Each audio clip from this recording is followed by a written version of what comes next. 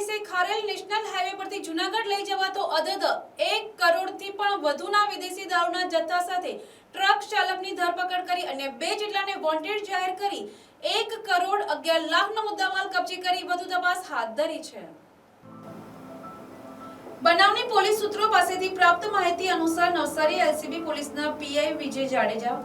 SV Ahir, PSI YG Gadhvi, MB Gamit, ASI Lalit Ashokbhai, Digvijaysinh, Jagatsinh સહિતનો સ્ટાફે પૂર્વ બાતમીના આધારે નવસારીના ખારેલ ઓવરબ્રિજ તુલસી હોટલ પાસે વોચ ગોઠવી હતી। તે દરમિયાન બાતમી મુજબ ટાટા ટ્રક નંબર GJ10TV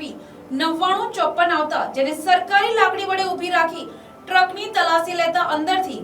ભારતીય બનાવટની વિદેશી દારૂ, વોડકા, ટીન બિયરની નાની મોટી કુલ 27,252 નંગ બોટલ જેની કિંમત 1 કરોડ 1,88,720 રૂપિયા તેમજ ટાટા ટ્રકની કિંમત 10 લાખ રૂપિયા અને એક મોબાઈલ મળી કુલ 1 કરોડ 11,98,720 રૂપિયાનો મુદ્દામાલ કબજે કરી ટ્રક ચાલક દેવા ઉર્ફે ડીએન નારણભાઈ સાવધરિયા, રહેવાસી મોખાણા, ગામ ગુજરાતી શાળાની બાજુમાં, તાલુકો ભાણવડ, જિલ્લા જામનગરની ધરપકડ કરી હતી।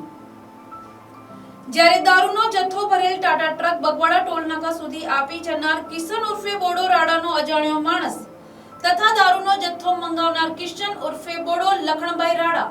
રહેવાસી જૂનાગઢ એમ 2 જેટલાને પોલીસ ચોપડે વોન્ટેડ જાહેર કરી વધુ તપાસ હાથ ધરી છે।